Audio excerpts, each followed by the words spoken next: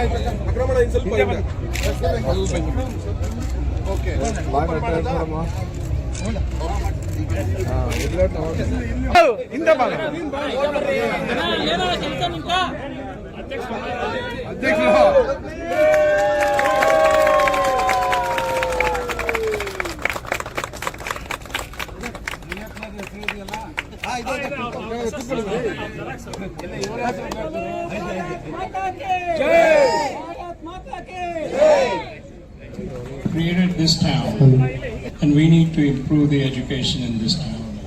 So that's our mission. That's our vision. We have taken on the project with one school at a time. Now, Education Minister wants us to make it many schools at a time. Before we get there, we got to make this perfect. We have to increase the quality of education, quality of teachers' education, and provide all the facilities from K through 12 and the vocational school thereafter. This is a 5 to 7 year long project. This is only the first part, K through 6. We still have to do 2 more classrooms to get in number of classrooms to include 2 more grades.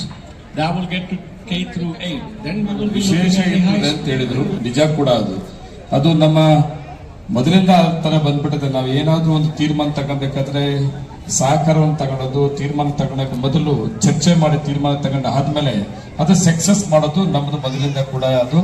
ಅದೇ ರೀತಿ ನಾವು ಯಾವ ಕಾರ್ಯಕ್ರಮಗಳಲ್ಲಿ ನಾವು ಯಶಸ್ವಿ ಆಗಿದೀವೋ ಅದರಲ್ಲಿ ಒಂದು ವಿಶೇಷವಾದ ಒಂದು ಕಾರ್ಯಕ್ರಮ ಇದು. ನಾವು ಯಾವತ್ತೂ ಕೂಡ ನಾವು ಮರೆಯಂಗಿಲ್ಲ.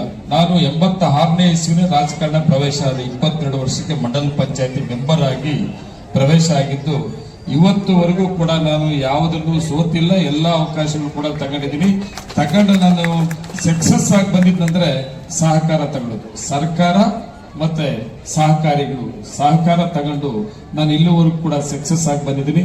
ಅದರಲ್ಲಿ ನಾನು ಈ ತಾಲೂಕಿನ ಶಾಸಕನಾದ ಮೇಲೆ ನನ್ನ ತಾಲೂಕಿನ ಜನತೆ ಇಟ್ಕೊಂಡಂತ ನಂಬಿಕೆನ ಉಳಿಸ್ಕೊಳ್ಳೋದಕ್ಕಾಗಿ ನಾನು ಏನೇನು ಮಾಡಬೇಕಾಗ್ತದೆ, ಸರ್ಕಾರದ ಸಹಕಾರವನ್ನು ತಗೋಬೇಕಾ ಇಲ್ಲ ದಾನಿಗಳ ಸಹಕಾರವನ್ನು ತಗೋಬೇಕಾ, ನನ್ನ ಜನತೆಯ ನಂಬಿಕೆಯನ್ನು ಉಳಿಸ್ಕೊಬೇಕಾದ್ರೆ ಏನೇನು ಮಾಡಬೇಕು ಅನ್ನೋದನ್ನ ಮೊದಲಿಂದ ಕೂಡ ಮಾಡ್ಕೊಂಡ್ಬಂದಿದ್ದೀನಿ.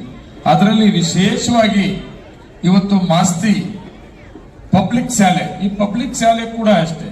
ನಾನು ಮೊದಲ ಬಾರಿ ಶಾಸಕನಾಗಿದ್ದಾಗ ಈ ಪಬ್ಲಿಕ್ ಶಾಲೆಗಳನ್ನ ಕರ್ನಾಟಕ ಪಬ್ಲಿಕ್ ಸ್ಕೂಲ್ ಮಾಡಬೇಕು ಅಂತೇಳಿ ತಗೊಂಡಂತ ತೀರ್ಮಾನ ಸಂದರ್ಭದಲ್ಲಿ ಒಂದೊಂದು ವಿಧಾನಸಭಾ ಕ್ಷೇತ್ರಕ್ಕೆ ಒಂದೊಂದು ಶಾಲೆಯನ್ನ ಕೊಡ್ತೀವಿ ಅಂತೇಳಿ ಸರ್ಕಾರ ತೀರ್ಮಾನ ತಗೊಂಡಾಗ ಅವತ್ತು ನಾನು ಆಯ್ಕೆ ಮಾಡಿಕೊಂಡಿದ್ದು ಮಾಸ್ತಿ ಶಾಲೆಯನ್ನ. ಈ ಮಾಸ್ತಿ ಶಾಲೆಯನ್ನ ಕರ್ನಾಟಕ ಪಬ್ಲಿಕ್ ಶಾಲೆ ಅಂತೇಳಿ ಕೊಡಬೇಕು ಅಂತ ಹೇಳೋದು ಪ್ರಪೋಸಲ್ಸ್ ಕೊಟ್ಟೆ.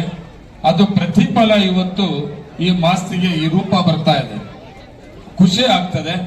ಇವತ್ತು ನಮ್ಮ ಕರ್ನಾಟಕ ಪಬ್ಲಿಕ್ ಶಾಲೆ ಸರ್ಕಾರ ಅವಕಾಶ ಕೊಟ್ಟಾದ ಮೇಲೆ ಸುಮಾರು ಅನುದಾನಗಳನ್ನು ತಗೊಂಡಿದ್ದೀನಿ. ಇದಕ್ಕೆ ಸುಮಾರು ಅವಕಾಶಗಳು ತಗೊಂಡದ ಜೊತೆಗೆ ಇವತ್ತು ವಿಶೇಷವಾಗಿ ನಮ್ಗೆ ಸಿಕ್ಕಂತ ಹೊಸ ಇದನ್ನ